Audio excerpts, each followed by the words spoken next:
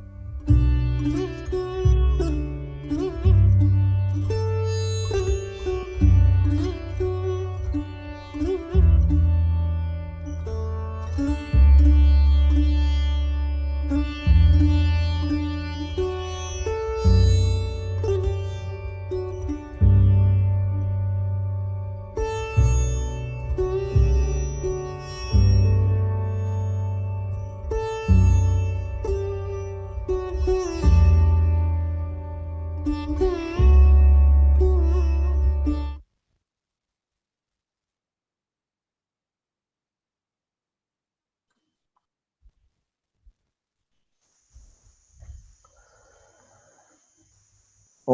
Shanti. Om Shanti.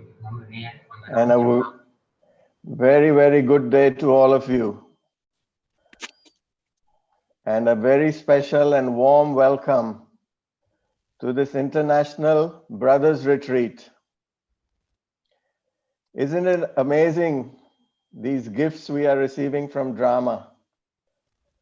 That sitting in our various places across the globe, we are able to have a global meeting. So I hope that everyone is making the most of what Brahma is presenting to us. A lot of, me time, a lot of time for reflection, and a lot of time to do inner work and to be with Baba. So today we have curated a very special program for everyone. But before I tell you about the program, I'd like to share some housekeeping issues. First and foremost, during the course of the talk and the panel discussion, etc., you are requested to keep your microphones muted. Please adhere to that. And to begin with, I will invite everyone to please turn on your video so that we can all come on the screen and share a virtual meeting, a virtual meetings of the global Pandavas. So is everyone's video is on? Tushar bhai, I think most of them have them on. I'm just cycling through. It's a wonderful sight to see the brothers from all around the world. So would you mind capturing a screenshot with everyone? Yeah, let me give it a shot. So heartfelt thanks, brothers, for making the time and effort to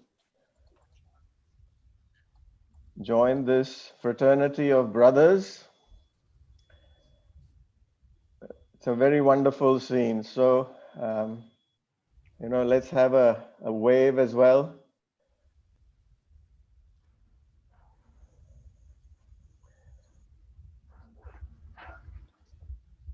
Okay, wonderful.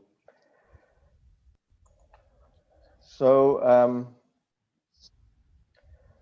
some other housekeeping issues, just for your information. We will start with a talk, and I'll introduce the speaker and the topic in a minute. During the talk, if you think of a question for the speaker, feel free to type in your question in the chat box below and address it to Q&A.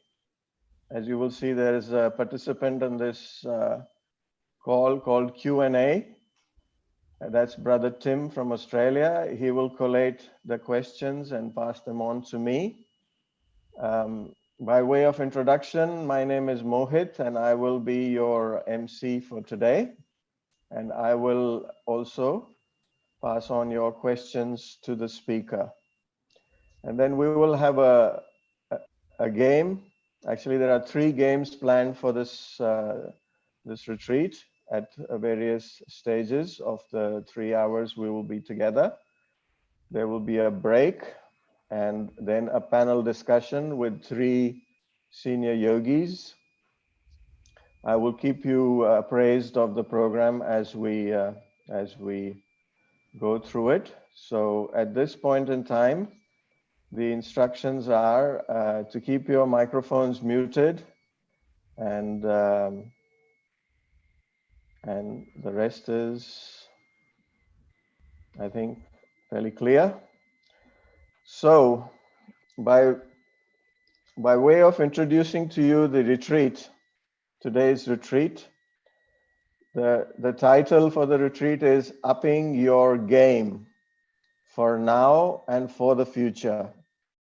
Upping your game for now and for the future. And that is also the title for the main talk by Brother Yogesh.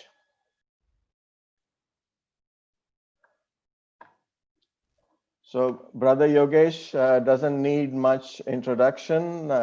He's very well known and a familiar face within the Brahman family, but I will still try and do a brief introduction. Yogesh Bhai came to knowledge when he was very young, around 8 years or so. And so he's been with Baba more than 40 years. And he's a very eloquent speaker and a facilitator for retreats, workshops.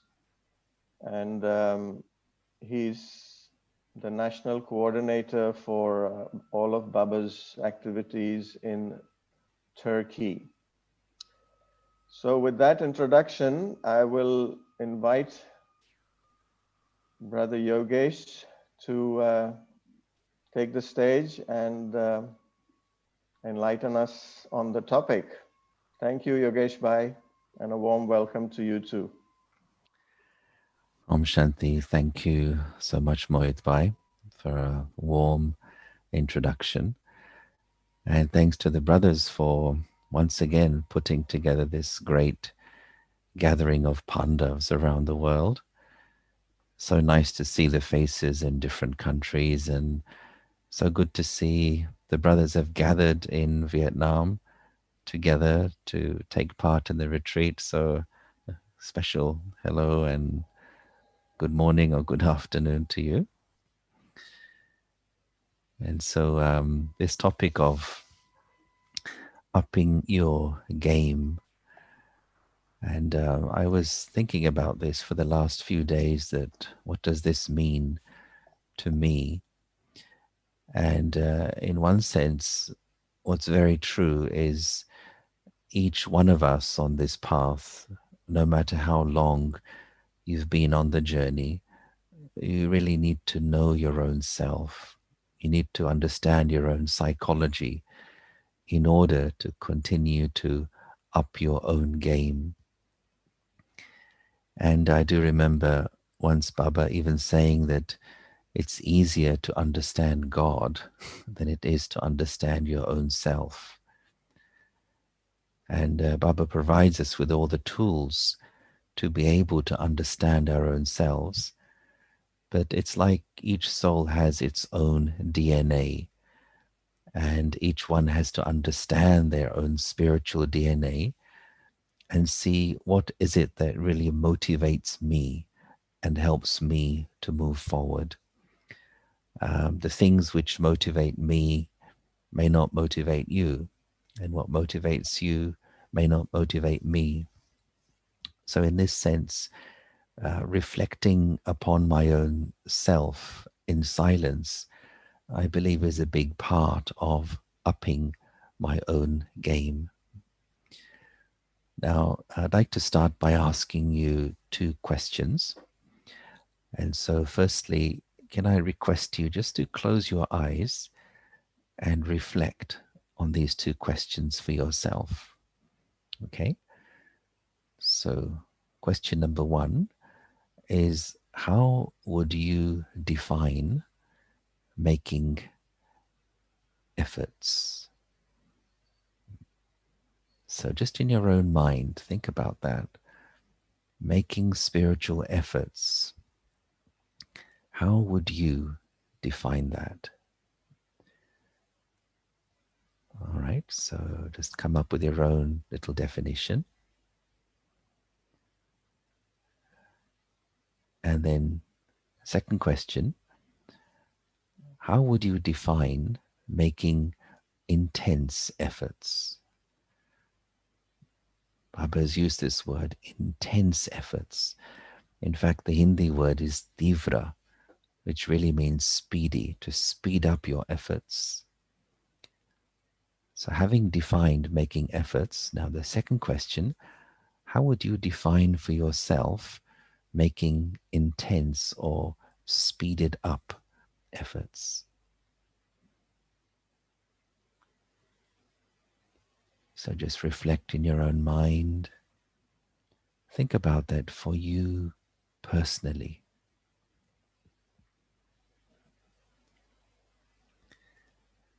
Okay, and then just think about the difference between the second answer and the first answer. You can open your eyes now. What's the difference between the second answer and the first answer? And there is how you up your game. So I think I'm done. Thanks for listening, everyone. But then how do you get there? How do you upgrade your own efforts, and what are the obstacles involved in the way? So, for each person, it can be a little bit different. And each one knows themselves in terms of how you live your Brahmin life. And in essence, I think what it comes down to is how you are using the tools which Baba has given.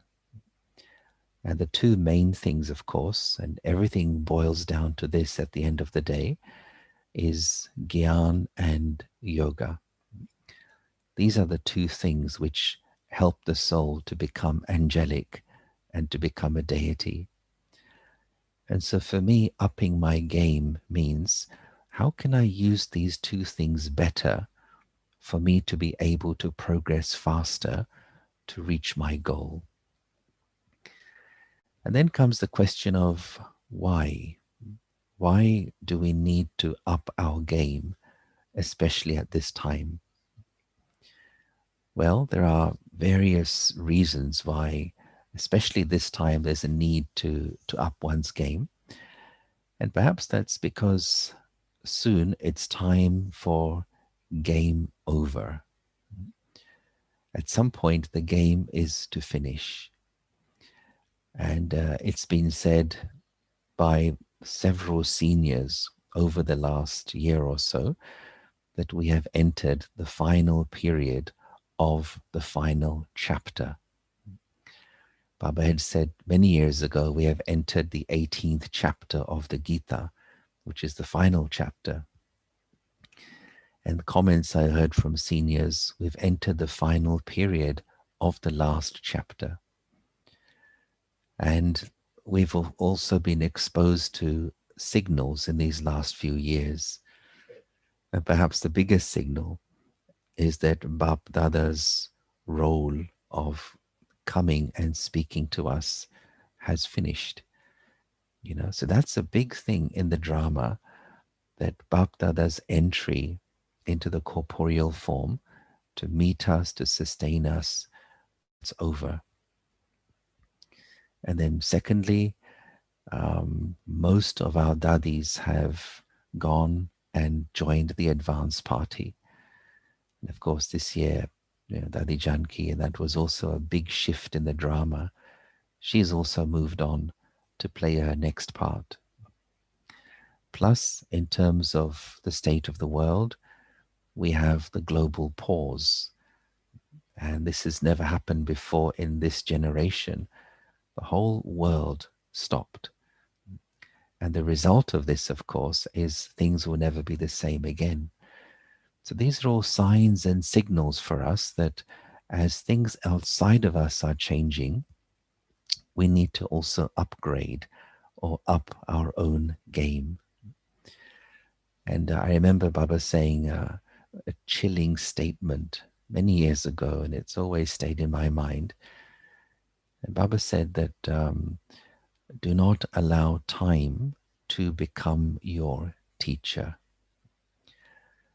He said the Father is a very loving teacher, but time is a very strict teacher. And this is why Baba, as a merciful Father and teacher, is pushing you, is inspiring you to make the maximum effort you can. Otherwise, there'll come a time when time will force you to make efforts. and that may not be so easy or pleasant.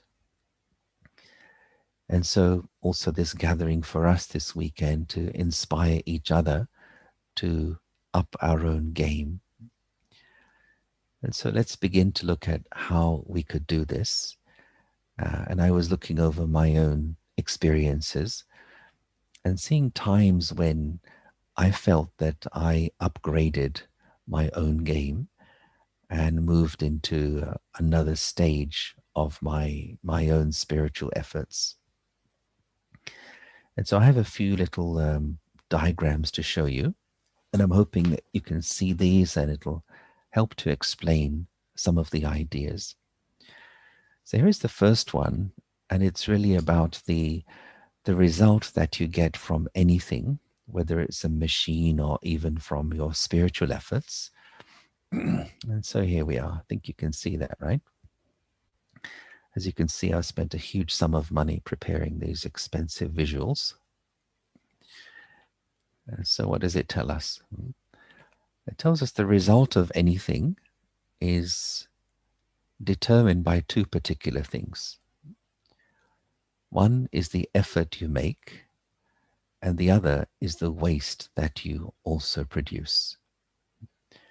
The result equals the effort divided by the waste. Now, simple maths will tell you if you make more effort, but the waste stays the same, then your result will improve a little. But if you increase the result and reduce the waste, if you increase the effort and reduce the waste, then the result will jump. And maybe that's what Baba calls as taking a high jump. And so the question arises in our own spiritual lives. We do tend to pay attention to making more efforts, but perhaps we don't give as much attention to reducing the waste. So what can we do in these two areas? How can we pay more attention to upgrading the effort that we make? So basic things which many of us probably are doing already, but certainly one absolutely unmissable thing in the Brahmin life to make progress, and it's the game changer, it's also the magic part of Brahmin life, is using the early morning hours well. And of course that means making my Amrit Vela more constructive, more powerful, more experiential. And I remember one time when I was in Madhuban just for 4 or 5 days. It was my shortest visit, and it was a time when there were not so many people around. But because I went for a very short period of time, I had this extra attention on myself that I want to use every minute in a worthwhile way. There was this extra attention. And of course, Madhuban is the place where you can focus just on your spiritual efforts. So I was having, double Amrit Vela. And even now, as there's not so much traveling around and programs are less, it's possible for us to have an early night and wake up a bit extra early and really take the maximum benefit of the early morning hours. Many are doing that already, but if not, one suggestion is you have a extra half hour, maybe for example from 3:15 till 3:45. Then perhaps 3:45, you having a cup of tea, and then 4 to 4:45, the regular meditation. It shouldn't be sitting too long in one place, because then you get tired, you get drowsy. So I find, for example, having half an hour in one place, then having some refreshment, then having another 45 minutes in another room or another seat, just to give that feeling of freshness. Plus also being creative that really theming the Amrit Vela meditation, reading a Murli the night before, reading excerpts the night before, so my intellect is ready and prepared to have a deeper experience the next morning. And so that is really the magic thing in Brahmin life. And the more we take the power from Amrit Vela, the more situations in our life will automatically change.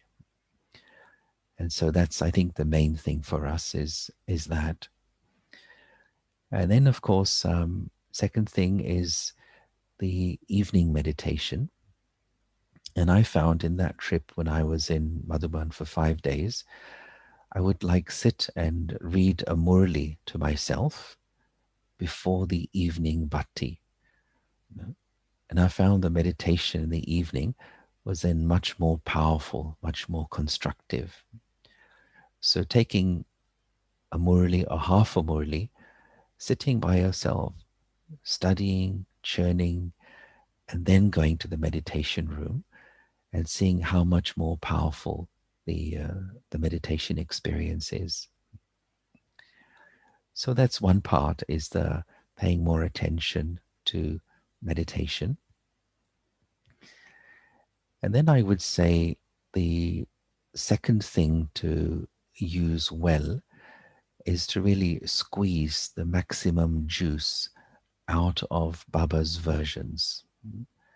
And for this, I say particularly the Avyakt Murlis, because they're so easy to understand. It's step by step, it's scientific, it's poetic, and not just to read or study the Murli, but really to research it. And in this regard, I'd like to share a little process that's been helpful for me about how to go into the depths of the ocean of knowledge. Baba had said once that sometimes he observes that we simply play with the jewels of knowledge. And he said this is like a child playing on the surface of the ocean. What do children do when they go to the seaside? They splash water on each other, they laugh, they shout, they jump, they enjoy themselves. But somebody who is a mature person will go down, deep down into the ocean. And that's where you find treasures. That's where there is silence, and that's where there is stillness. And so Baba was saying, don't just play with the jewels of knowledge. That's not a bad thing to do. But as a mature person, go into the depth of knowledge, and that's where all the power lies. And I find that sometimes what happens, because we have so much knowledge nowadays, sometimes we're just touching the surface of many, many different points of knowledge. But perhaps what's needed now is to select one point and go to the very bottom and extract the power that's there. And the power that you get by exploring Gyan very deeply, that power then shifts one's attitudes or sanskars. So here is a process which I've shared before, some of you may be aware. It's just about 10 steps you can take to go deep into a point of knowledge, right? So I'll speak them out. So I won't go into details as it's a separate subject in itself, but take any point of knowledge, even something simple as I am a peaceful soul, or any of the titles Baba has given. So first level is you simply hear it.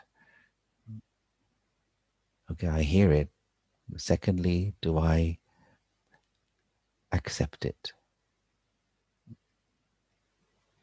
Do I know that point? Let's go further down. Do I believe it? Because when you believe something, then it's going to challenge the belief system which you are already carrying. We go further down. Do I really understand it? So to understand the point of knowledge, I need to go deep into churning. I have to use my intellect. I understand it, but do I practice it? I practice it, but do I experience it? I experience it, but do I realize it? I realize it, but has it brought transformation in me? And when there is transformation, then you become. Yeah? So going from the state of just hearing that point to becoming that point. And I find if one keeps oneself busy in researching points of knowledge which touch your heart, it saves you from so much waste. You know? Coming back to this formula of waste. Yeah? How to reduce the waste. Usually, waste happens when the intellect is unoccupied. When there's no focus for the intellect, it tends to drift into waste. And therefore, it's necessary to give the intellect a direction, to give some homework. And this kind of research is very helpful in continuing to use the time well and to make your own discoveries. And I found this is a big part also of developing self-respect. It's great to hear, the classes from our dadis and senior brothers, and that's wonderful. We should take benefit from that. But there is no substitute for making your own discoveries. And it's for that reason Baba gives us some points of knowledge, and then he says, now discover, explore, go into it by yourself. And when one is deep in exploring the ocean of knowledge, your intellect is engaged. And for this, it's like, Baba has said, there's a sign here which says to Maya, busy. I am busy. I have no time for you. And you don't even notice the usual obstacles when your intellect is engaged in exploring the ocean of knowledge. And so this can help to reduce the waste. Plus, I would add another thing that helps is to make a plan for the intellect for the day. And for me, what works is something quite simple. It's like I would think, okay, from the morning to lunchtime, I want to explore this particular point or this particular virtue or power. I should select something from the morning, so I am busy exploring it. And then from lunchtime to the evening, select another point. Not too much. I find if one takes on too many thoughts, too many points, then you end up half exploring them or not doing anything at all. So find something manageable. Take bite-sized pieces and then keep the self busy exploring that. And, Baba's anyway tells us about keeping the chart. And chart means self-assessment, checking your own self. And the most basic one, of course, is to keep your chart, to check your level of soul consciousness. And again, one Madhuban experience I remember, and back in the 80s, I was chatting with some Madhuban Nivasis. I noticed they were busy in their karma yoga.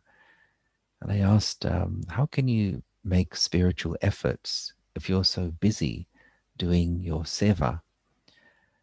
And one of them said, okay, try this for the next 3 days.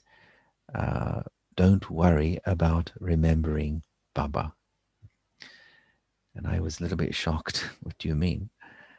And he said, only focus on strengthening the stage of soul consciousness.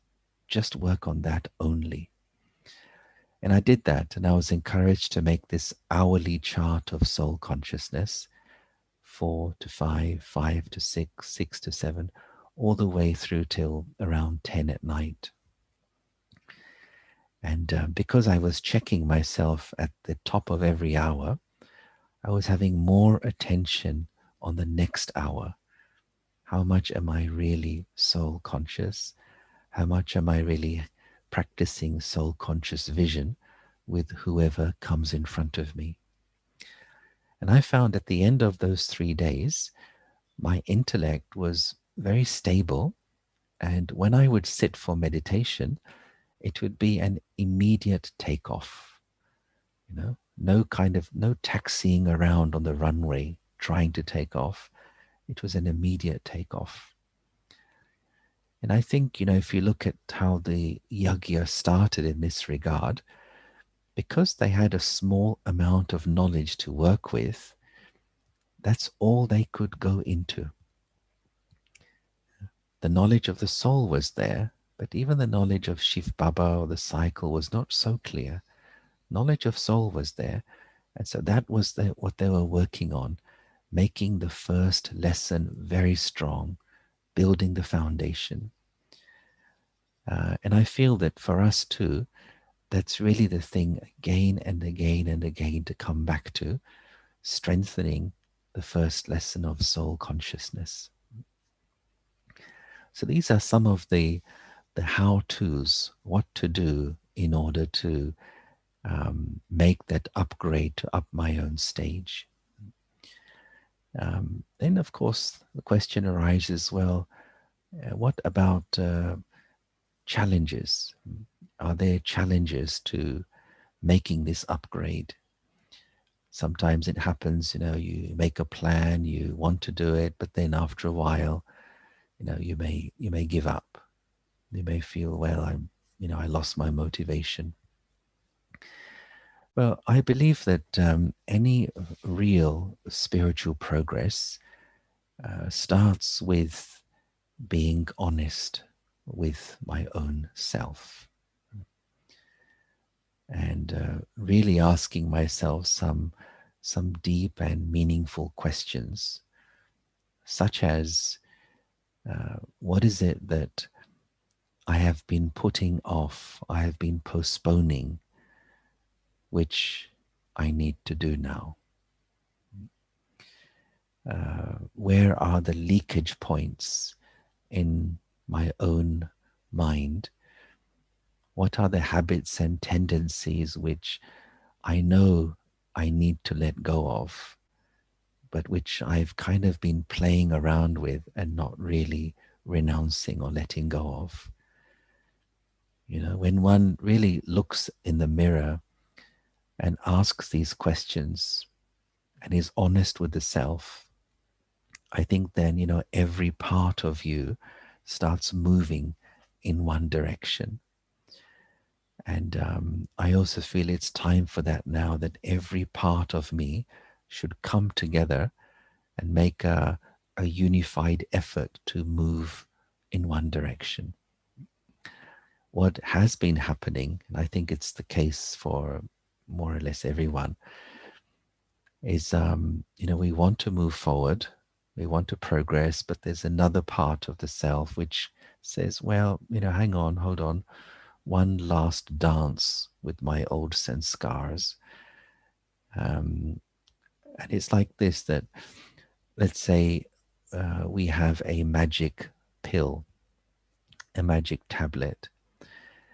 And if you take that pill tonight, then when you wake up tomorrow morning, you will have become an angel. You will be karmatit.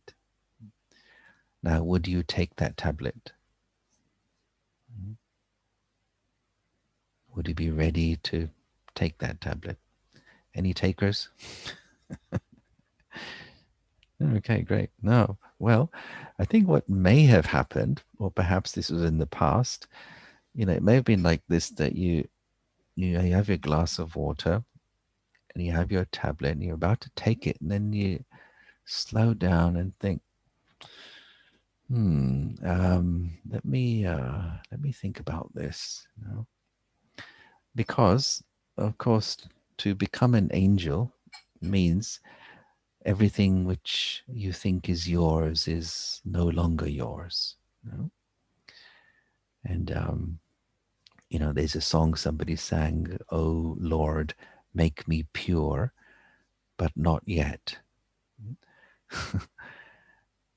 And for us too, the question is am I ready to renounce and let go of my preferences, my likings, the things which I know actually impede or slow down my progress?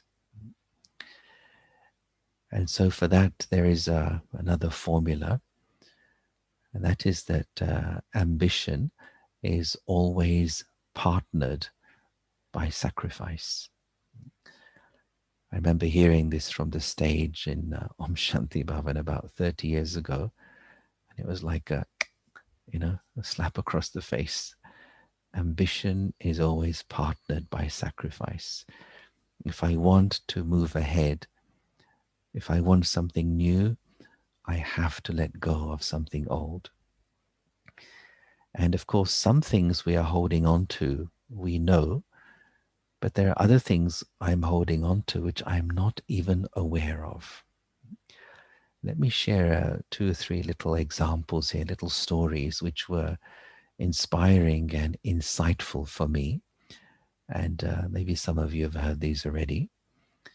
But one is about, how they catch wild monkeys in some parts of the world. And the story goes, they have this bottle with a long and tall neck, and the base is wide. And they fill that bottle or that jar with nuts and pieces of fruit, which of course fall down to the bottom. And then the bottle is tied with a rope to a tree. Monkey comes jumping along, sees the fruits and the nuts, puts his hand into that bottle, but now the hand doesn't come out because it's holding the fruits and the nuts. So it can't take its hand out, but also it wants to hold on to the fruits and the nuts.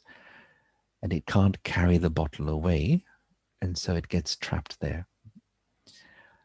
And so it's like the mind wants to be free, but at the same time, the mind wants to hold on to something as well. And the question arises, how does the monkey let go eventually? How do they make the monkey let go of the fruits and the nuts? Well, they offer something more attractive.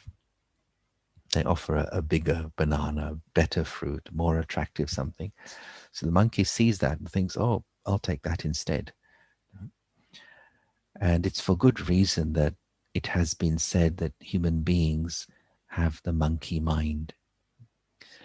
That whatever it is that my mind may be holding on to, Baba is offering me something more fulfilling, more attractive, more rewarding, but that has to be realized. Yeah, that experience has to be realized deeply by churning it, experiencing it.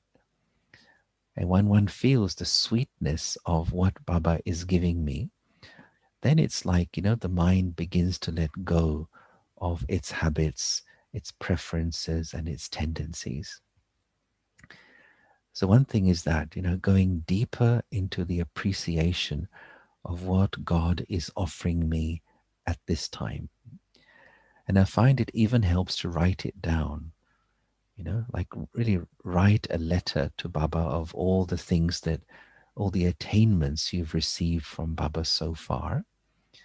And it fills your heart with a feeling of appreciation that how fortunate I am to receive all of these things. And in the Brahmin life, we have the intangible gifts of knowledge, virtues, powers, and so on, but also the tangible gifts, one of which is this amazing global family, so many centers we can go to, and of course, Madhuban. And so the mind feels intoxication when you dwell upon your own fortune. And intoxication is such a thing. Intoxication melts your sanskars. Yeah. Think of a time when you experience spiritual intoxication. Your own sanskars get out of the way. And so it's important to keep my intoxication high, to experience what the joy of what this life is really all about. Then second little story was of the bird on the branch. And again, sometimes Baba has mentioned this also, that there was a bird sitting on a branch with its feet holding onto the branch. A passerby comes by, sees the bird. The bird is flapping its wings vigorously, but not taking off. And it's getting frustrated. And the bird complains, the branch is holding me. The branch is holding me. And the passerby says, oh, little bird, the branch is not holding you. You are holding the branch. So the bird realizes this, but what gives the bird the courage to let go is it looks in the distance and it sees other birds flying. And in that image, God is shown in the form of a person. One bird is on his shoulder here, another bird on another shoulder. Other birds are flying around him. So when the bird on the branch sees the other birds enjoying themselves with God's company, it gives this bird the inspiration and the courage to let go and fly. And courage is needed, because when you let go of the branch, there's a moment when you're no longer on the branch, but you're not yet airborne. And you require courage to cross that chasm, cross that gap. And so being aware of your sense of destination also gives you the courage to let go of the things that you had been holding on to. And of course, we have seen many examples of souls who've, like dadis and senior brothers, and with the intoxication they have of being in Baba's company. We've seen Bab Dada himself, which is the most inspiring thing. And those who have had that experience, continuing to bring those memories into the mind, that actually happened. Bab Dada would come, we would experience being in his company. And so courage coming by keeping my aim in front of me and keeping good examples in front of me. The third little story, again, it's about another bird. It's about the open cage door. And so this little story is about a bird which loved to fly in the sky. It enjoyed its freedom. And one day a man caught this bird and put it into a cage. And of course the bird was crestfallen, heartbroken. It tried to break out of the cage, but unable to do so. And it got used to being in the cage. And one day as the man was cleaning the cage, he left the door open. And so here is the bird, here is the open door, and here is freedom. What did the bird do when the cage door was open? It stayed in the cage. Although freedom was there, the door was open, but the bird had made the cage into its new home. It had decorated the cage, put up some pictures, maybe a lampshade here, a sofa over there. It had become comfortable in the cage. So the bird became comfortable with its discomfort. And therefore, it ended up staying in the cage. And it was even afraid of going out of the cage because it forgot it is a bird and it's supposed to fly. But when that realization comes, I am a bird and these things are called wings, I can fly, then that realization brings the impetus to once again make the return journey back to my natural environment. And so for us, as I was mentioning earlier, all these points of knowledge and points of self-respect Baba gives us, they are to be realized. Realization is the turning point. Realization is the game changer, which I believe allows us to take a quantum leap to the next level of our spiritual progress, or to up our game, or to make that upgrade. And, I feel so fortunate that we receive the most sophisticated and intelligent guidance in the world, which are Baba's Murlis, especially the Avyakt Murlis, because they're easy to understand. Look at the material that people in the world chase after, who they chase after to listen to. And we have not only the Supreme Soul, but also a human who became an angel, and he comes back into this world and tells us how he did it. I mean, that's, that's phenomenal. You have to pinch yourself or punch yourself to realize that how amazing we're receiving training and coaching from an angel who tells us, look, everyone, this is how I became an angel. I mean, you can't get better than that. And then just coming to the last thing, which is like another little formula about change. What is needed to really overcome these obstacles to change, and also to check my own self. So here is the formula for change. There we are. Can you see that? Yeah.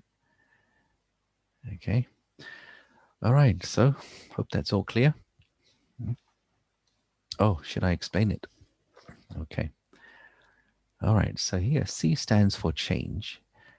And this tells us that these three things must be greater than X in order for change to happen.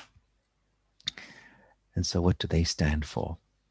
So the first thing here, which is A, stands for dissatisfaction with the status quo. And that means I need to be sufficiently dissatisfied or fed up with the way things are. If I'm not sufficiently dissatisfied with certain sanskars or certain behaviors, I won't really make the effort to change those sanskars. I'll just play with them, or I'll suppress them for a while. And it's like rearranging the deck chairs on the Titanic. And so first thing is, am I really ready to let go of certain tendencies? Am I that much fed up with certain sanskars I have?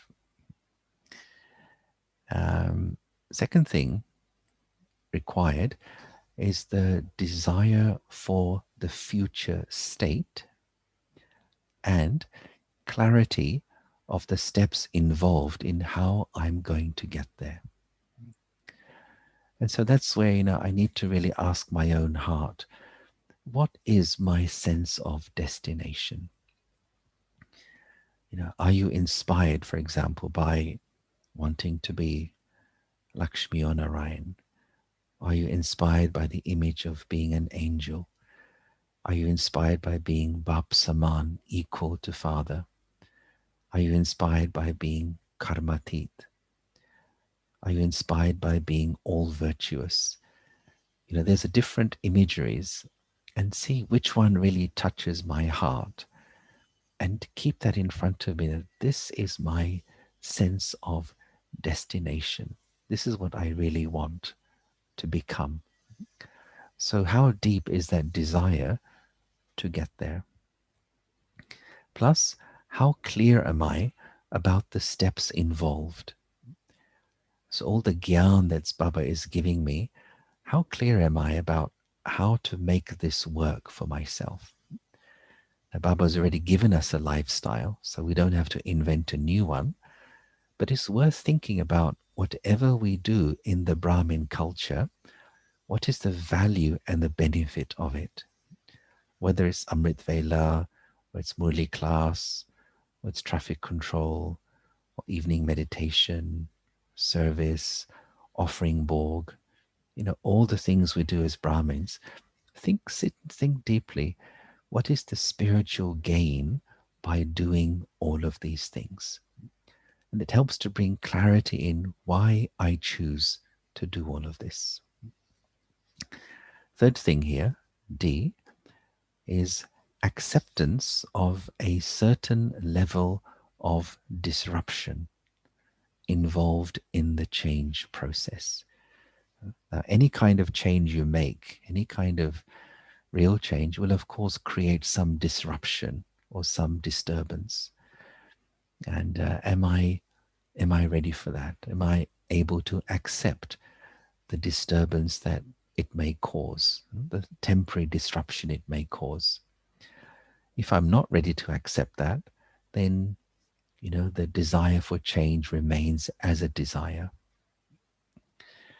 And then all these three things, they must be greater than X. And X is described as the cost of change, which means the things which you have to lose forever, what you have to let go of, renounce forever. Now, if X is greater than these three things, then my hope to upgrade, my hope to change remains as a hope. But when those three things, A, B, and D, when I really have them in full force, then you just make that change, and even the cost of change doesn't seem very much. And this can happen in an instant. You may reach that point and you feel, that's it, now I really want to focus upon moving ahead. I really want to leave my old sanskars behind. And so this generates determination. And as Baba has told us, determination is the key to success. Where there's determination in my thoughts, then my plan becomes practical. So these are some of the ideas which have helped me over the years. And of course, I'm continuing on my own journey. But yes, another thing just to mention is, as we're having this global wave of making intense efforts, it's very good to catch that wave and to be part of it, be part of the momentum of the global Brahmin family to really upgrade ourselves and reach our own personal angelic stage. Okay, so Shanti, let me stop there. Thank you so much, Yogesh Bhai, for a very interesting talk, and also for sharing some very valuable and practical tools, that all of us can benefit from in order to up our game. So now it's time for Q&A. If there are any questions, kindly forward them to Q&A as soon as possible. Let me do a quick check. Okay, so we have a question here. Yogesh Bhai, this is a question which asks, how would we go about trying to identify sanskars that are so deep that we don't even know they exist and are disguised as original nature? Does getting an honest perspective externally help? So once again, how would we go about trying to identify sanskars that are so deep that we don't even know that they exist and they are masquerading as our original nature. Yeah, those sanskars are very good at masquerading. If I may, I call these as blind spots. And I find like four things can help here, again, from my own experiences. One is that whenever you have any kind of reaction to something, any kind of emotional reaction, whether it's feeling low, feeling aggressive, feeling irritated, feeling upset, any kind of emotional reaction indicates that there is something there which needs to be looked at. So it's a good chance there to observe and see, why did I feel this in this situation? Why did I, for example, why did I feel rejected if I wasn't included in a meeting?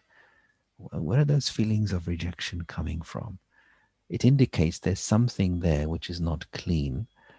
And so then I have to do the work of going into that and finding the root of that emotional reaction.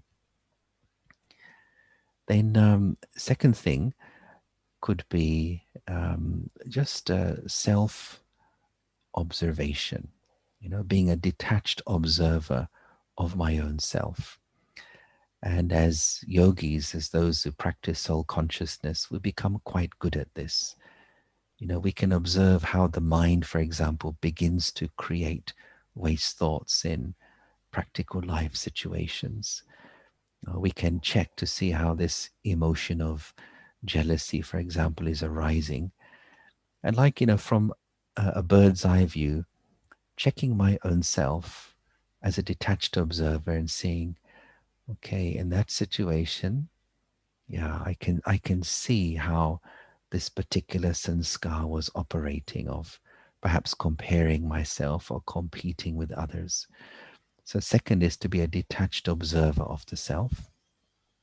Third is to find a good friend, somebody who's mature, honest, somebody who has love for you. Make an appointment, have a strong cup of coffee within arm's reach, and ask, hey, can you give me some personal feedback? What can you see in me which maybe I cannot see? Where could I improve? And this is one way by which we can have a fast track to knowing yourself. It was only in yesterday's Murli, Baba was offering this feedback service. He says, if you want to know what you would be in Golden Age if you died now, you can ask me. I can tell you.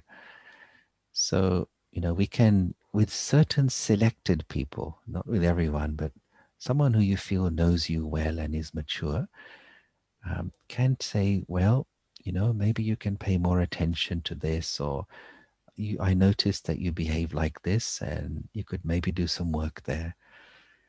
Because it is said, what a host sees in 1 year, a guest can see, in 1 minute. So using others as feedback mechanisms is helpful. Then the fourth one I have found is being in elevated company, because that's also a very powerful mirror. I may think, for example, I'm very humble, but when you're in the company of somebody who's like super humble, a very senior person, then you think, oh, okay, so that's what humility is.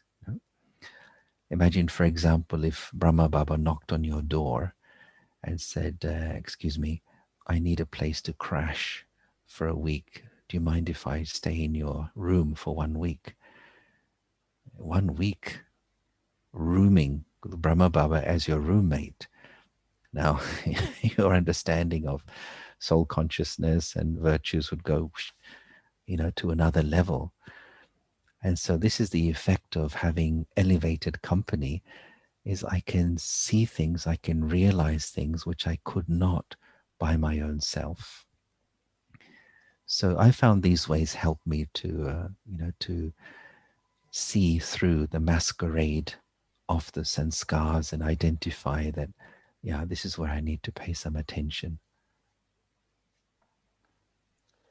Thanks, Yogesh Bhai. That was very helpful. I'm sure the person who's asked the question has noted your answer very carefully. I have one for you. The formula that you shared, C equal to A, B, D greater than X, very well articulated, very interesting. But I was wondering if you could share with us an example where you have used this in your life, and what was the cost that you were willing to pay for bringing about this change? Don't mean to put you on the spot, but if you feel there's an example that you could share, that would be lovely. Yeah, in a way, I could say this, that there's another sentence which comes to mind in this context.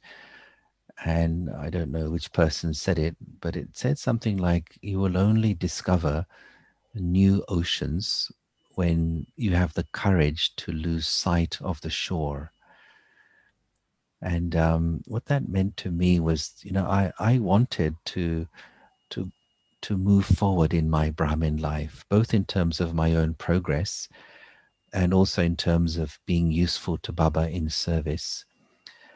And so, I used to live with my Lokik parents and brothers. It was a Brahmin house when I was in London, in the east of London. But, as I was growing up in my late teens and when I was 20, 21, these thoughts would come in the mind and the heart. I want to be more useful to Baba. I want to do more service. But I kind of, I didn't do anything about it, or I didn't have the courage to say to Dadi Janki at that time, I want to be available for service. I offer myself. So I'd kind of hold myself back. And also I'd get frustrated with myself that, confluence age is passing. I'm getting older. I'm not a child anymore. I've taken so much from Baba. I want to, give the return. But then I would step back. And I was thinking, why, why don't I have the courage to say it? And I realized it was things like, staying at home was very comfortable. Dal and roti, was on the table, which mom would cook. So I was in a comfort zone. And part of me was afraid of stepping out of that comfort zone. Then I just reached this point, and I just reached the point of, the breaking point. I thought, that's it, it's now or never. And it was in the Murli I'd heard that. I mean, I heard it many times, but that particular day, Baba was saying now or never. And that thought just gave me the courage that, I could leave the body any time. If I don't use my time well, I will regret it. And so then I, made that shift. And I thought, whatever I have to face, whatever I have to give up, because I was also a little bit nervous of, living with somebody I didn't know. I moved into a center actually in Oxford. So all these fears and subtle kind of anxiety was there. But the thought, now or never, it became clear to me. It gave me the courage to face whatever had to be given up in terms of luxuries, comforts, preferences. And yeah, the first few months were quite challenging for me because of my own inadequacies, not because of anybody else. But I saw how Baba guided me through that. And that became like a template for me, that whenever you say yes to Baba, then Baba's going to take care of it and make it happen. So that's the example which comes to mind of facing my own inadequacies and my own areas of incompetence with courage. Very good. Thanks for sharing that. Even before you started to answer that question, Per Bhai put a comment in the chat section, leaving London for Turkey, question mark. So somebody who knows you, I guess. Yeah, I went from London to Oxford, then from Oxford to Turkey. That was coming to Turkey was another story. That's something else. Okay. All right. I think we'll close this session here. Once again, a heartfelt gratitude and a big thanks, Yogesh Bhai, for sharing on this very interesting topic. Next, we have a game planned for you, and so I'm going to hand over the stage to Brother Tim to take us through the game for the next 10 minutes or so, and then we will have a brief break. So over to you, Tim Bhai. So good afternoon or good morning in whichever part of the world that you are. Now, I'd like to call upon our slide waller. Yes, there'll be something. Here we are. If we can bring this up to the full screen. So what we're looking at is it's an online game. You don't have to join anything. All you have to do is open another page which has a search engine, whether it's Google or what your preferred search engine is. And if you put in menti.com or www.menti.com, and it will ask for a code. So the code we want you to put in, the numbers are 5563170. And what this will do is, it's already happening. It will ask you to input some words that using one word to describe what's the current time calling you to do in order to up your game, your spiritual efforts for now and the future. So that's what the game is. For you to input your words of reflection. And what's going to happen is that there's going to be a word cloud created. And maybe I should be screen sharing because it's happening right in front of me. Yeah, I'm just going to unshare and then you can share a screen. Okay. So making sure that everyone has the code. So you've got to go to menti.com and use the code. So let me do some screen sharing and you can see this happening. It's quite good fun actually.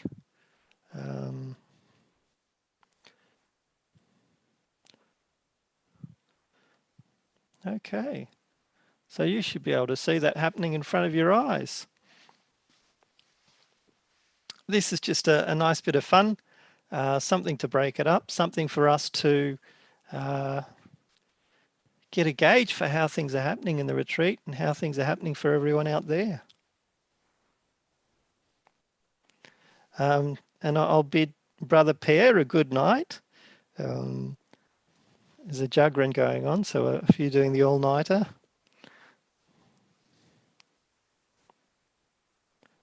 There's a request for the code again, Tim Bhai. Could you repeat the code again? Yep. Okay, so go to www.menti.com and the code is 5563170. And I've also put it in the chat. He's put it in the chat.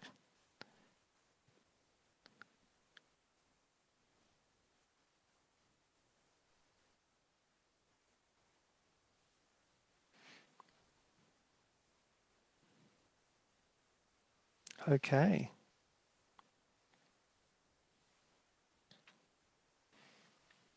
It looks all very good. Fantastic.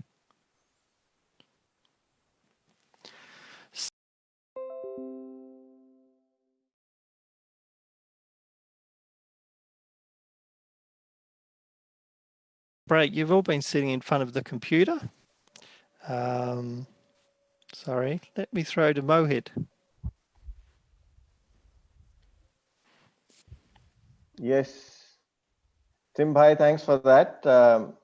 I just wanted to mention to everyone that all the sessions are being recorded by our friendly IT brother Tushar in Sydney, and they will be shared with the group later. So fear not if you've missed anything, and you will have the opportunity to be able to revise everything that transpires today. So we're going to have a brief break now. So please feel free to take a 10-minute break. Turn off your microphones and move around if you need to, have a stretch, have a biological break, and let's be back exactly in 10 minutes from now. Thank you. Om Shanti. Mute your microphones, please.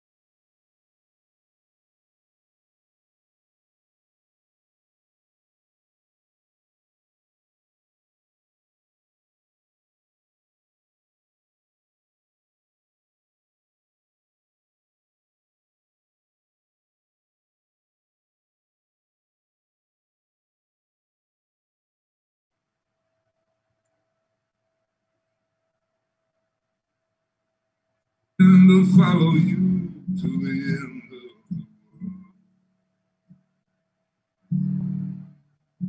Just trying to leave something.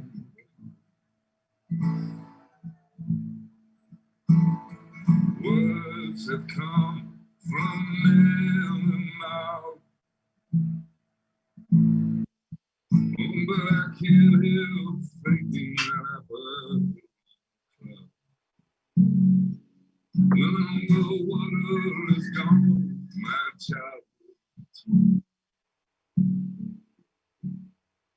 I'm just trying to leave something. Oh, money is free, but love costs more than a breath. In the ceiling, it's hard to read.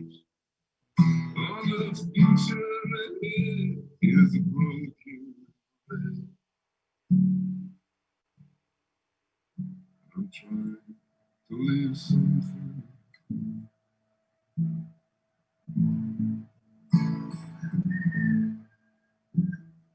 This whole world is a foreign land.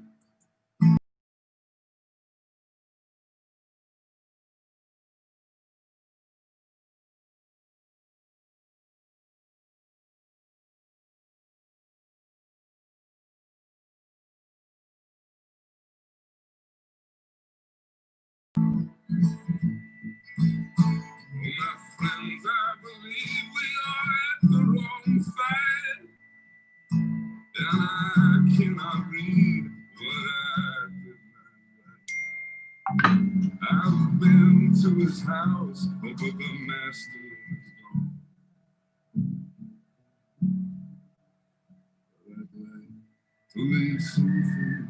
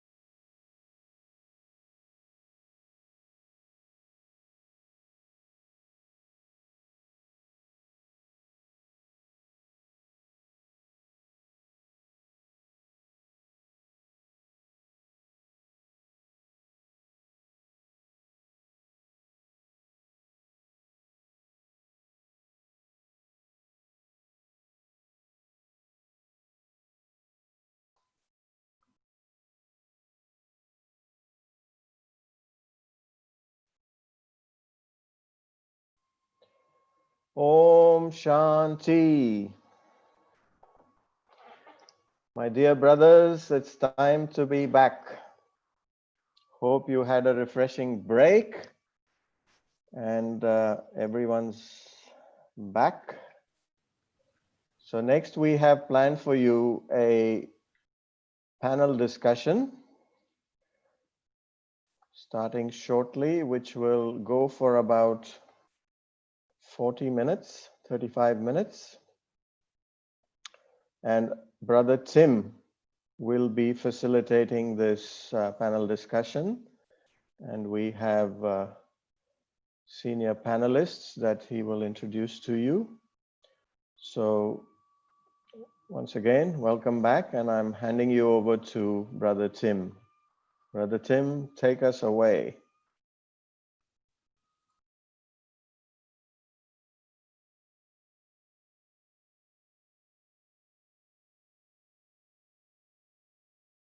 Okay. Oh dear.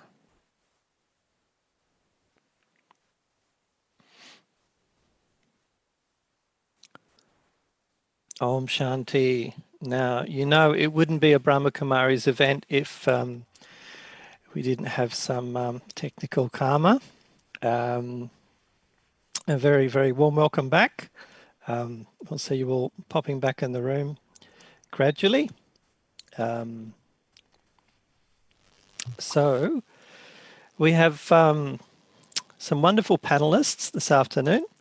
We have, as well as Yogesh joining us again, we have Brother Ganesh from Sri Lanka and our own Brother David, the Aussie, in Madhaban. And maybe I should do the polite thing as a good host and introduce you to our guests this afternoon. So I'll just bring Ganesh up and this is our brother Ganesh. So he's currently the national coordinator of the Brahma Kumaris Raj Yoga Centres in Sri Lanka. He joined the BKs in Malaysia in 1985, is that correct? 85, yes. So he has conducted various lectures, seminars, workshops, around Malaysia, Sri Lanka, Myanmar, and beyond. I know he's been a guest here at Baxter at the Retreat Centre. And Brother Ganesh is also a graduate of Campbell University. It's in North Carolina, USA. He has a career in electronics, but his path was such that it led him to choose to surrender. He took an early retirement in 1997 and has fully dedicated his services to the Brahma Kumaris since then. So very warm welcome to you, Brother Ganesh.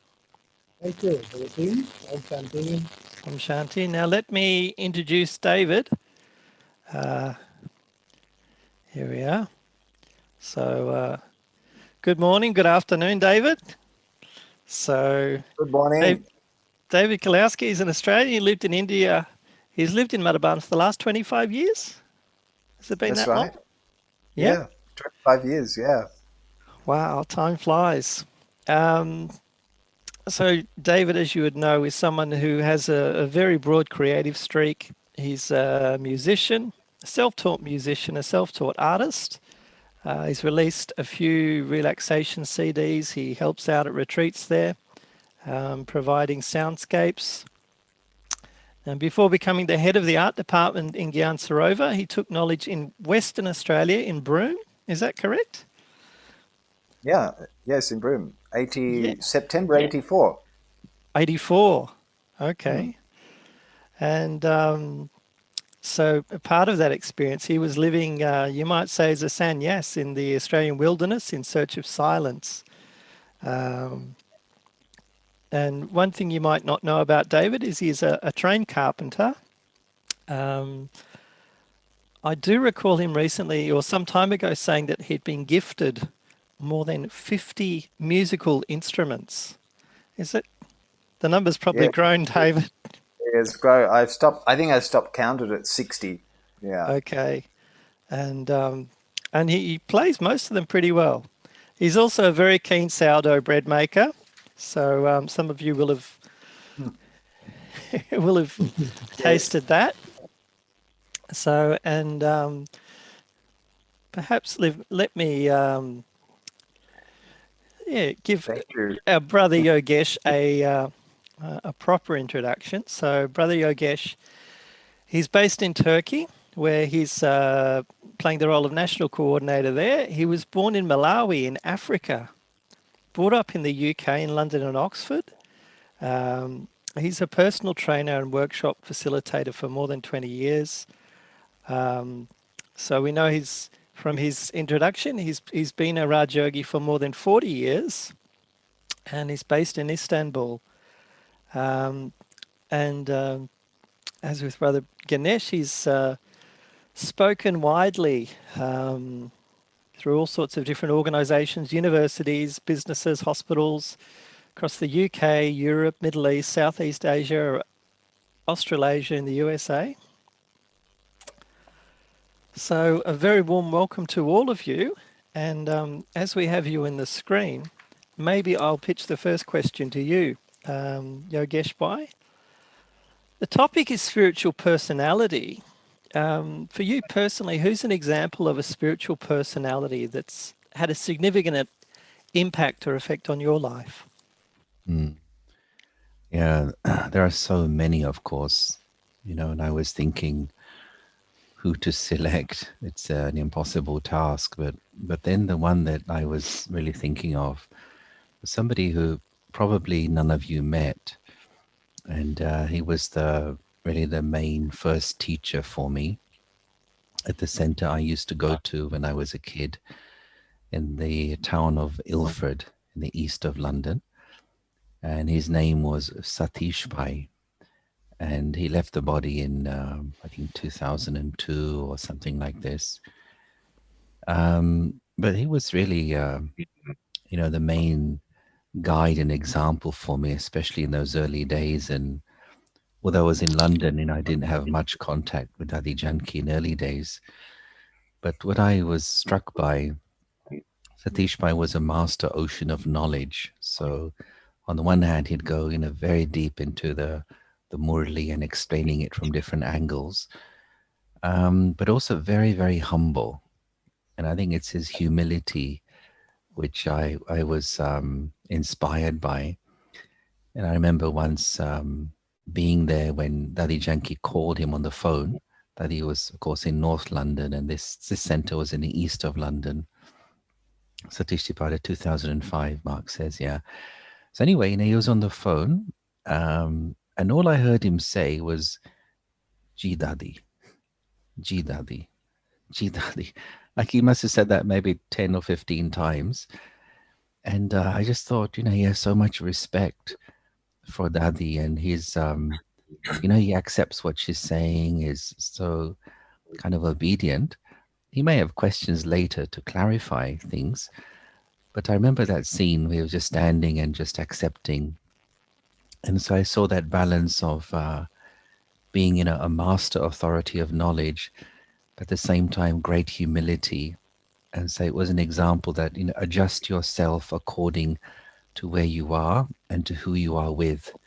Be flexible, be malleable, be able to mold yourself. And so that was the example of spirituality that came to my mind. Thank you. Brother Ganesh. Oh, sorry. Oh, here we are. Hello, Ganesh. Who comes to mind when you think of a spiritual personality? Hello? Yes.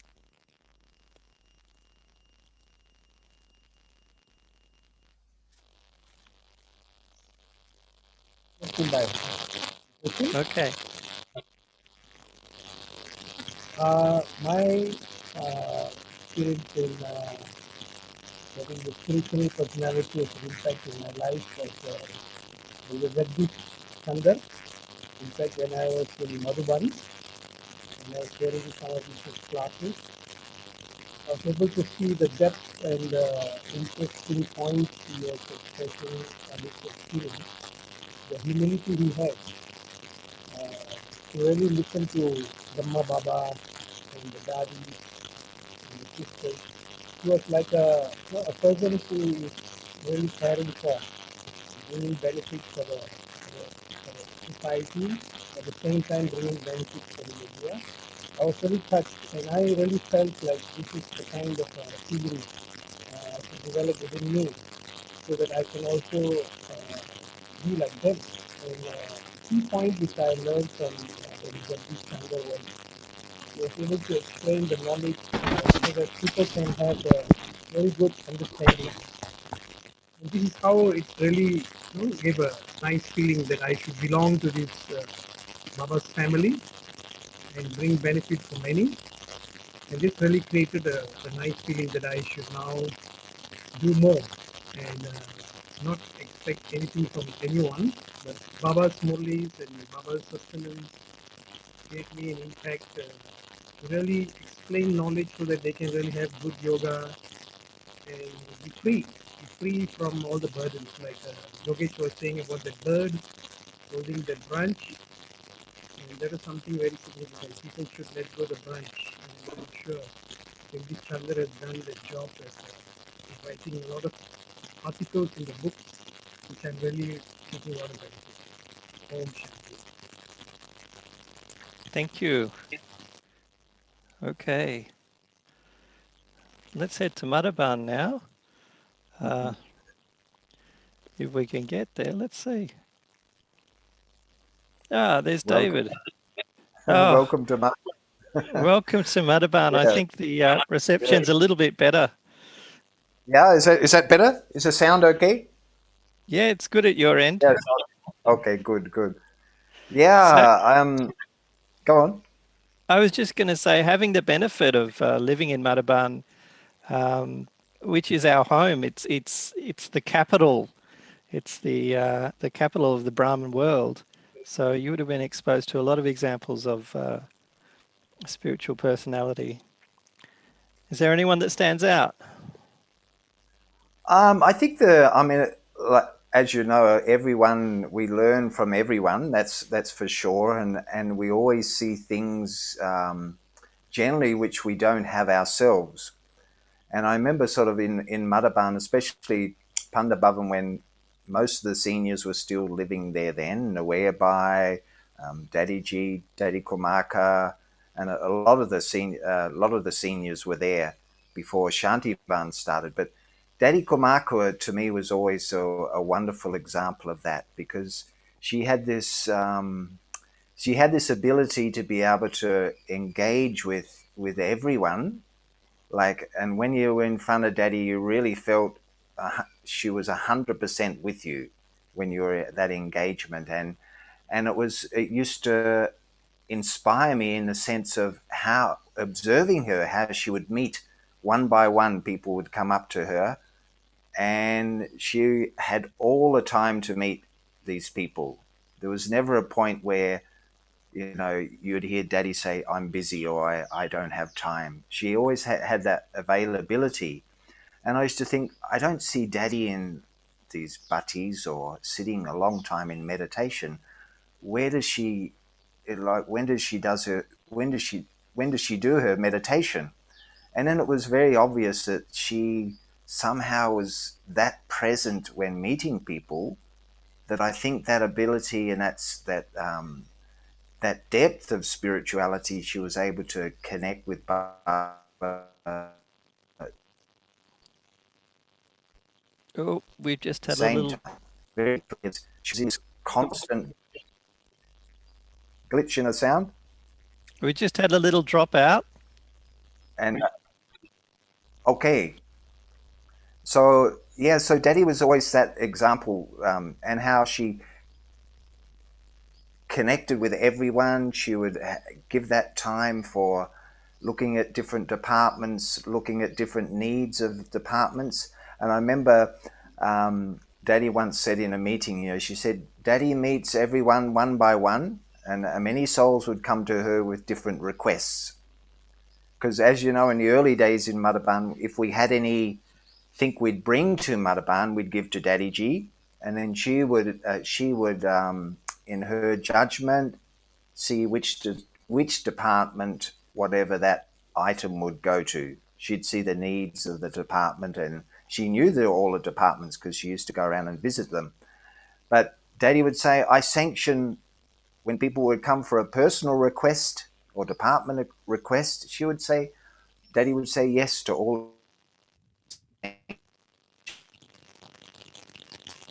Oh, And he'd say one by yes, but she would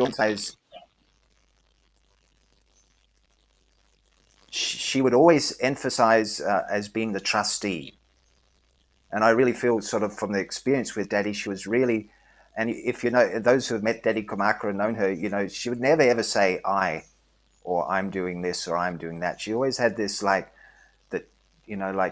put a second observation, which would say, you know, Daddy's going to do this, or Daddy had this thought. She would never say I had this thought. So it was really that depth of that understanding that Baba is actually doing everything and I'm just the instrument. So that's what she really portrayed for me. maybe while we've got you on the screen, I'll put another question to you. What is it in terms of having a spiritual personality? There are a lot of people in the world who people look upon as being spiritual. What do you think it is that distinguishes a spiritual personality, as Baba sees us, from the so many virtuous souls out in the world? Yeah, well, that's interesting because it's. I think, I mean, I've looked at a lot of spiritual things and spiritual talks, and a lot of people, and like you said, there's a lot of virtuous people out there. But I think the main difference here is it's the aspect of the soul, the drama, the cycle, because it's like old souls will understand that the depth of soul, when Baba gives us this knowledge of soul, of Atma, of Supreme being who he is as a point of light, Paramatma Parambita, and also the drama of this repetition of the drama. But in a sense of, as you know, with our whole journey, we go up and we go down, and as Baba many times mentioned, there's no rosary as yet of Brahmins, because some days it will be like this, some days it will be like that. But in the sense of, like of recently, I've seen there are many different experiences of, or watched many and heard experiences of people who have had NDE experience.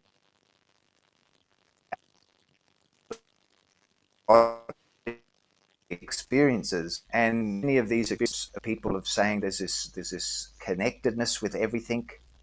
There's a source of light which is animating this sort of complete acceptance and love, and something they say they've never experienced on this physical plane.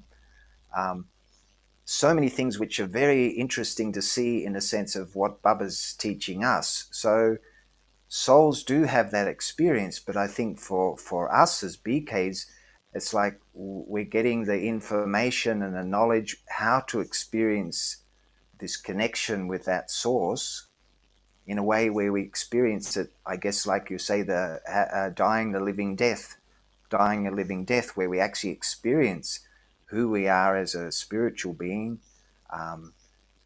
and of course where we're going to, and the whole concept that actually death doesn't exist, the soul is immortal.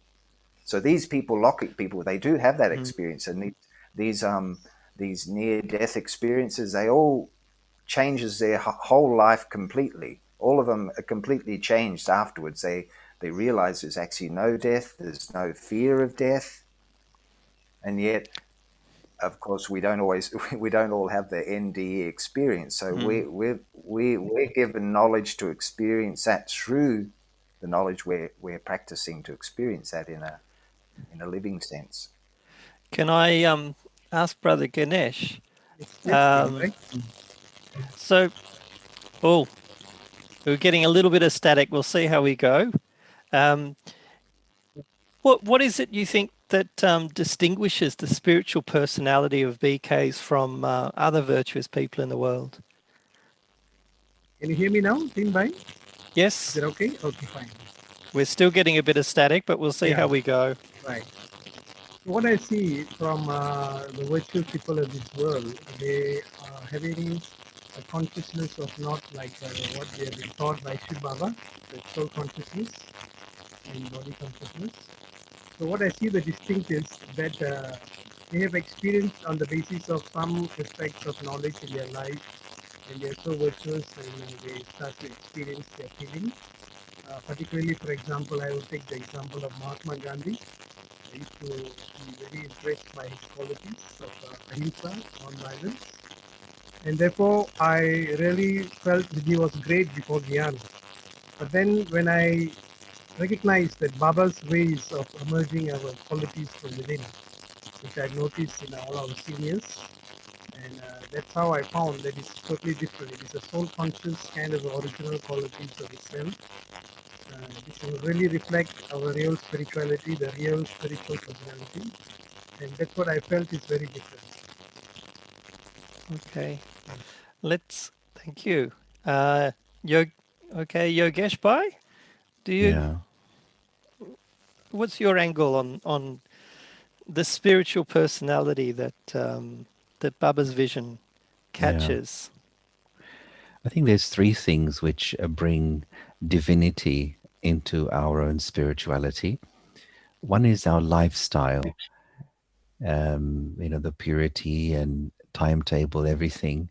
I think that's pretty unique and brings out the divinity from the soul. Second thing is the practice of soul conscious vision, which of course is, for the whole day. It's not just in sitting meditation. But the face of a person who's practicing soul consciousness, it just shines, with divinity and spirituality. For example, in Madhuban, when we go there, it's so nice to see so many soul conscious faces, and I feel the spirituality there. But then the third thing is just the remembrance of God, having love for God and experiencing Baba's love for you. I think that's really the unique thing. It's the direct relationship with Baba. And then it's like for Brahmins, your face becomes like an arrow, So when people see you, they see where your face is pointing towards. And so spirituality for Brahmins is our whole being directs other people towards God. And that's the unique thing, I think, for us as compared to other people who also have virtue or spirituality. So our level of surrender to Baba. So Baba is revealed through us naturally. Thank you. Now, we're all, I was going to say we're all friends here. We're all family here. We're all brothers. So we can talk personally and we can open up, and we're very interested to draw upon everyone's experience. Now, what I'd like to hear from each of the panelists about a bit of a reflection of their own journey, how they have seen the development of spiritual personality for each of them. So, Brother Yogesh, if you can take us on perhaps a little bit of time travel and back to the present moment and offer your reflections on perhaps some changes you've seen in yourself or the development of a spiritual personality. Yeah, that's an interesting one. I can talk about David and Ganesh if you like. If that's, yeah. I can see more clearly. No, I don't know. I suppose, one thing is, I used to be quite shy and, very, even more introverted. And I think so. One is I think I've experienced some growth in self-respect, faith and trust in my own self. By just getting involved in, Baba's work, It's like being Baba's blessing. One thing I always have done is I've said yes to everything. You know, I've been the yes man. Sometimes, you know, very foolishly saying yes to everything that others asked me to do when nobody else wanted to do. So sometimes, you know, I didn't really use my intellect, just said, yes, Yogesh, do this, Yogesh, do that. Yes, yes, yes. But along with that came blessings, you know, and I think that I have been sustained by blessings over the years from Baba, but also from seniors and from other family members, because I was, you know, ready to say yes to whatever was asked of me. So I feel protected, you know, because of those blessings, and I feel very, very connected to the family. Family's in my heart, you know. I really love the Brahmin family, and so I've kind of been caught in the wave of whatever progress the family makes. They kind of takes me along with them. So I would say blessings is what's helped me to grow spiritually in this journey. Thank you. Brother Ganesh, reflecting on your own journey, what transformation have you seen or progress in terms of a spiritual personality?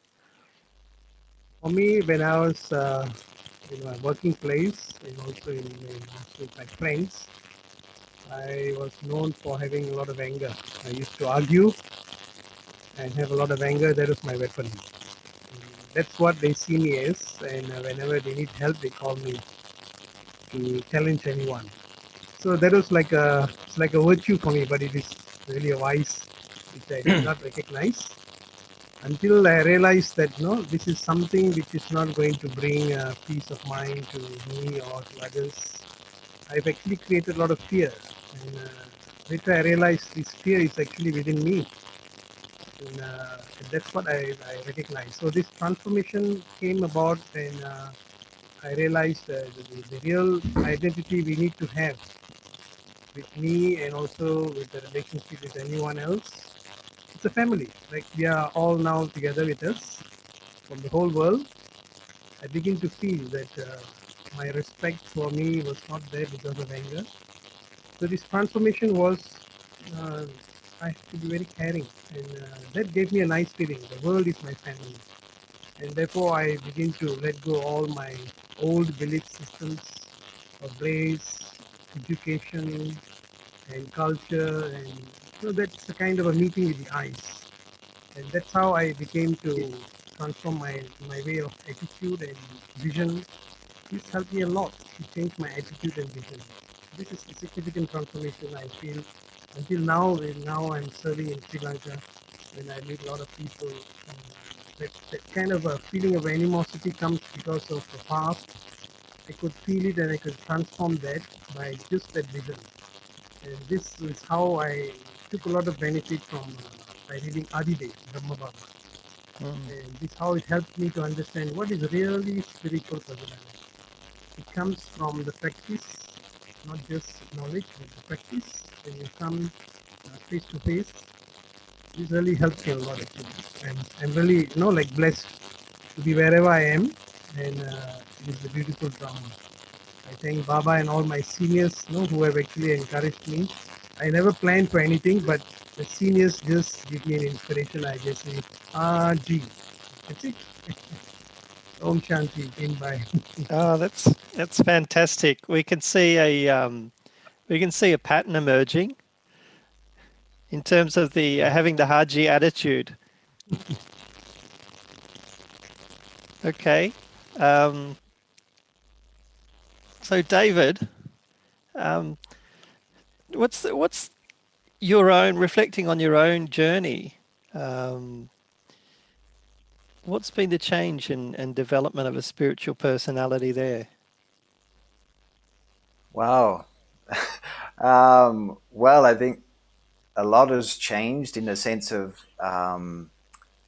well, I feel anyway, the lessons we learn along our spiritual journey, and the meaning and understanding that those things happen to bring me to this stage where I am now.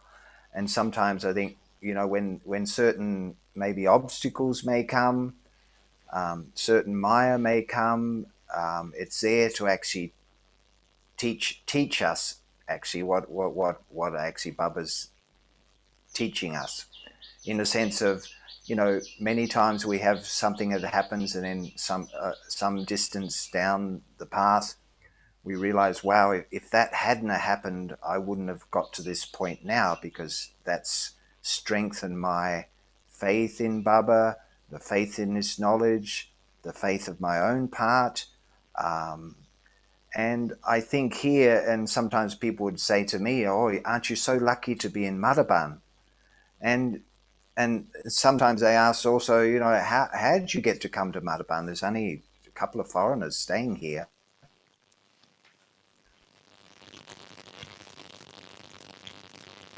How did you get that part? I look,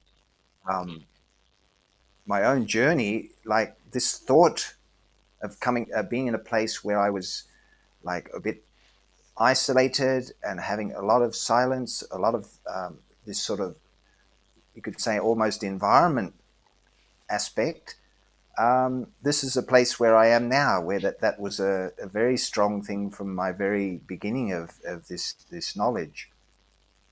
And of course the blessing, and like others have shared, this Haji, I think more and more now I'm learning to say no rather than yes, because sometimes it's been where to say yes, it's got to a point where sometimes that's been a huge lesson in the sense of, what am I doing for myself? And of course there's blessings in that. I mean, everyone loves when you say yes and you're ever ready and this, but actually to really be, take care of the self, sometimes there's that aspect of no, like I need to do this for myself. And I guess that honesty, learning that honesty more with what I need to do for myself. And as we know, we all have different parts and we all have different character, but what I need to do for myself to go through with that. And also being, I find more and more now to be that much present and very, very aware of, trying to be as much aware in the present moment as possible. And almost I feel that in that space there's this, there's a connection with Baba where you'll know the next step to take, or there'll be some, even if it's a thought of something, and then carry that thought into action as in a short space of time. So it means more and more that I feel that being in that silent space, whatever thought does come, and act on it, and almost the thought, the feeling also of being an instrument for Baba in that space. It's like almost Baba can use the soul as an instrument without, you could say, the I and my, that I'm doing this or I'm doing that, but let Baba do that process. So there's more and more the feeling of this. And as you know, like the whole world now, where we've had this wonderful opportunity to go more inside ourselves, and for me it's been experimenting with music, with sound, to create this space of silence and just really feeling, how to go from this space into this subtle space, using sound and whatever we may be doing. So yeah, being very present and almost, I guess, this, you could say, the stage of none but one. There's only that one process in. Okay, thank you. Let's pass the talking stick back to Sri Lanka. So, Ganesh Bhai, in terms of a spiritual personality, where does the aspect of specialities come into it?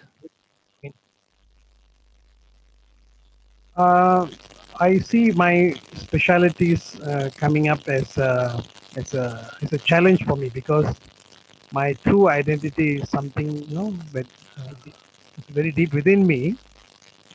But what people see me as and what the way I see myself as, it sometimes doesn't match. So, for example, now people see me as, they should be expecting me to be helpful to them, but I may or I may not provide that help on the basis of is there any benefit for me and benefit for the others, because they may have intention for their ulterior motives, but I may have something else. And that's how I see the specialties within me that Baba was in between me. It really helped me a lot in my life, actually, particularly with finance and also with help of facilities, so that their intention is different from what Baba has created me as a person to be involved with them. And that really helped me because I used to practice this checking with Baba, verification with Baba. Shall I do or shall I not do? So it's like a challenge to really be myself the way Baba wants it. And that's how I protected myself. And that's how I felt that the specialty is actually, it's like invoked by Baba himself. Okay. Om Shanti. Om Shanti. Thank you. Brother Yogesh. Yeah. Oh, Yeah. here we are. So the aspect of specialities as part of a spiritual personality, what part do they play? Well, in fact, the specialities enable you to be useful to others. And I think that's part of what spirituality is to live a life of service. So, Baba tells us that whatever specialities you have, consider them to be Prabhu Prasad, like a gift from God.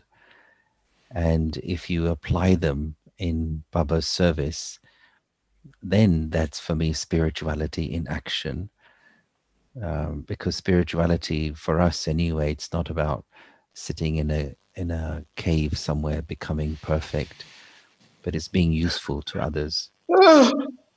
Oh, Sorry to send you to sleep. hopefully that was someone sneezing. But I'll just add two more things here quickly. One is that actually Baba told me once, one of the meetings, just to share, he said, you have good sanskars, use them in service. So this was like Baba was acknowledging there is something in the soul, but it's not good enough just to be good, but I have to use them in service. And for me, that's spirituality in action. And the other thing I heard was, Baba would say, whatever talents or specialities you have, really think that, really use them without the feeling of I and mine, without possessiveness, and then they become divine. And then those specialities inspire others. So I'm seeing it like this, that consider it to be God's gift and get busy using them in service. That's spirituality in action. Okay, thank you. So we'll go back to Madhavan. I can perhaps talk a little bit more personally with David because I feel I know him better. One thing I've noted in you, that you have a speciality of playfulness, that you seem to bring the quality of play to everything that you do. Has that always been the case, or how has Brahman life shaped that? Or what does that speciality how does it play out in Brahman? Yeah, I guess I haven't thought of it as playfulness, but I guess one of my big turning points coming to Gyan and just prior, where I had experiences, was really this sort of profound experience of everything being a game, and I know sort of even the aspect of music sometimes, these things, music, which I guess the specialties which of music and art, which I've been using primarily and mainly the art for many years for a service, for Baba's service, it's almost like these things, I didn't study these things in a sense of schooling or anything. They were like, they were, I feel really as they were a gift from Baba. And this was even just before Gyan, a year before, or year and a half before. So I guess that's enabled me to never really, like, they're not mine, you know, they're like, they've been gifted, and a real feeling that, okay, as a gifted things like this, to use them in a service. So right from the very beginning, I know in Australia it was like, I think it was 1989, I was asked to in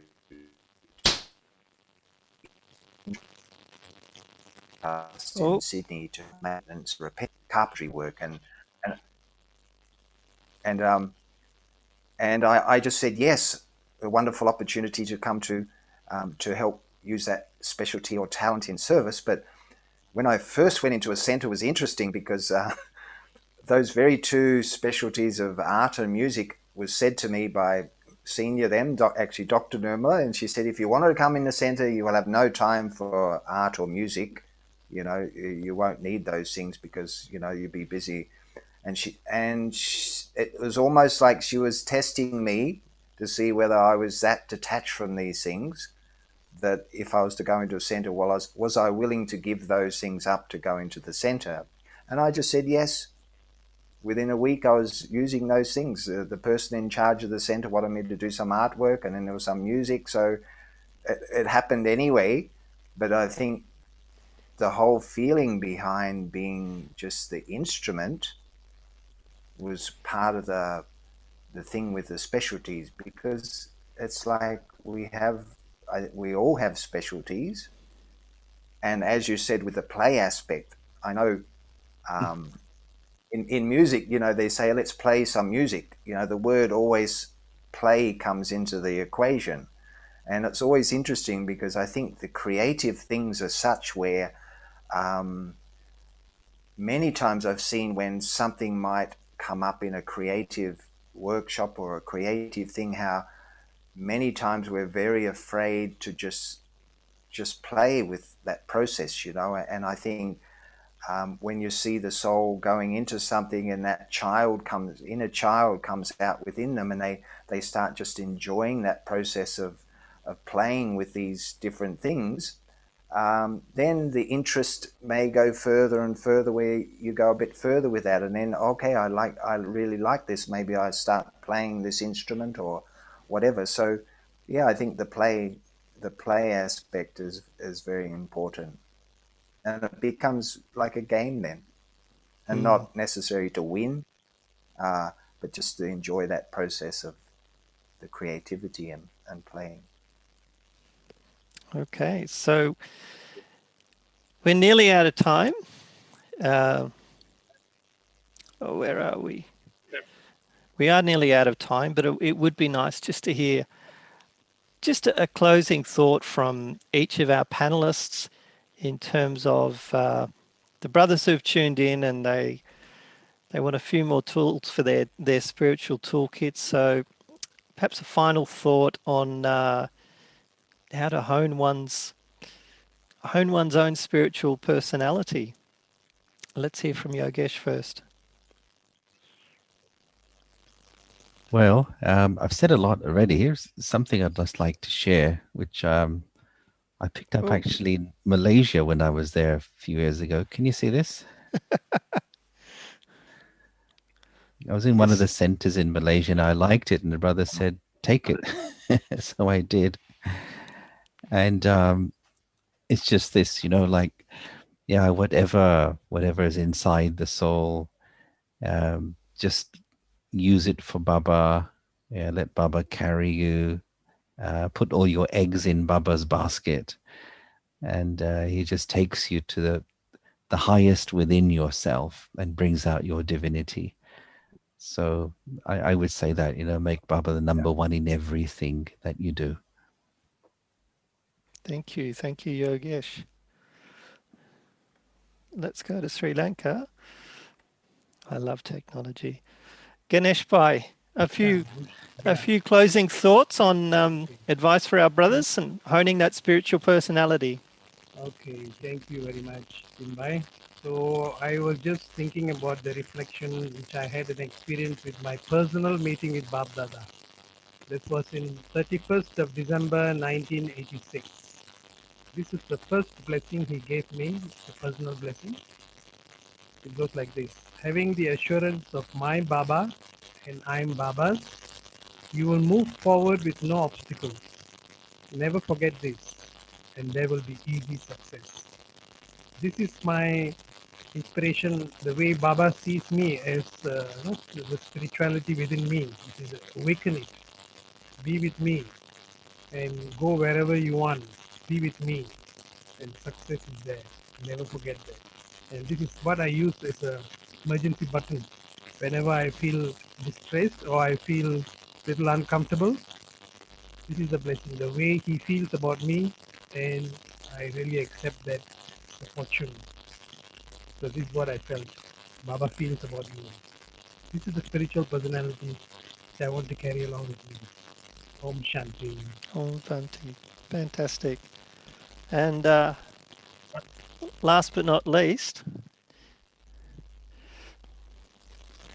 David, a few parting Yes. thoughts on spiritual personality. I think to use our thoughts, words, and actions in really a worthwhile way. And it really is the whole aspect of now or never, I think, is becoming more and more important as time goes. Because it's really, if we have the thought of doing it, just do it. You know, whatever we have the thought for service or whatever it may be in our Brahman life, to not sort of think I'm going to do this tomorrow or I'll do this after this and that, but to really try to bring the thought, the word, and the action very close together in everything we do. So, thank you. Okay, fantastic. So a big thanks to all of our panelists. It's been beautifully engaging. And I think now I'd like to hand back to Mohit, who's going to tell us about the breakout room. So we're going to be heading to our breakout rooms. Thanks, Tim. So hopefully everyone enjoyed that panel discussion. I certainly did. Thanks so much to the seniors for sharing from their heart, their journey. Next, I think, Tim, we've got a mentee game again. So I'll hand you over. Oh, okay. Hand it back over to you for the next game very briefly before I set the scene for the discussions, the breakout discussions.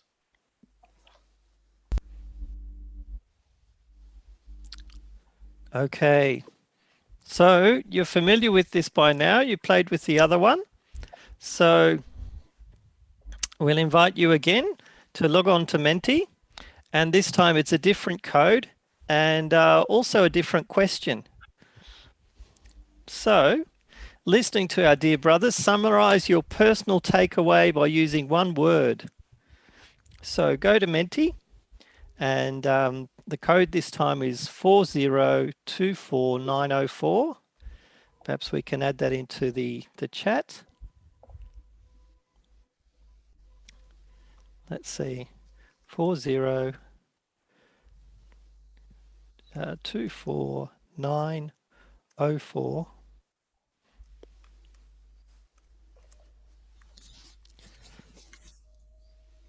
Okay.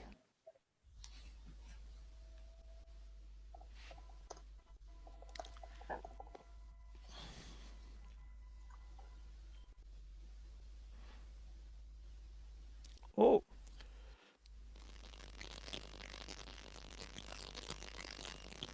And again, it's happening live in front of your eyes. If you could share your screen. Yep. There we are. So could you do a screen share? Yep. Is that happening now? Coming through. Coming through?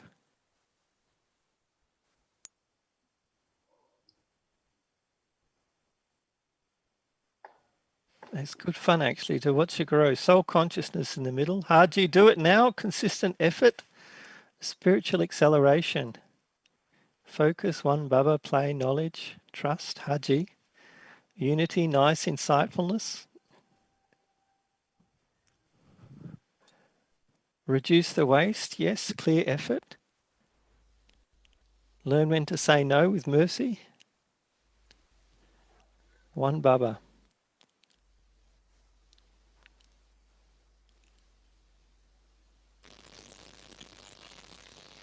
So I think we can, now or never. Fantastic. We can let that continue to grow. And maybe if we, Mohit, if you'd like to guide us into explain what we're going to be doing for the breakup groups, the conversation groups. Okay, thanks, Tim. So next we have a small group discussion planned, and this is an opportunity for all of you to interact with each other. So we are going to break you up into small groups, and one question will be shared for reflection, for you to reflect on and discuss amongst yourselves within the group. You all do need to turn your camera and your microphones on at this stage, so kindly do that now. And if your microphone and your video is on, your camera is on, you will be allocated to a breakout group. So please do participate. If for any reason you're not feeling participative, then in that case, you would need to log out now. Otherwise, you will be allocated to one of the groups for further participation. Hope that's clear and okay with everyone.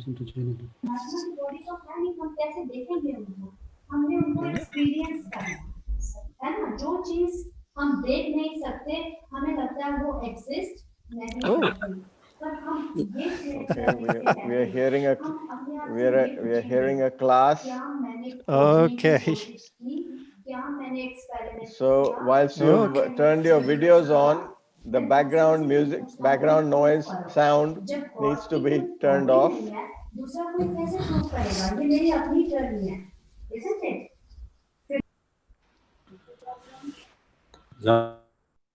Okay.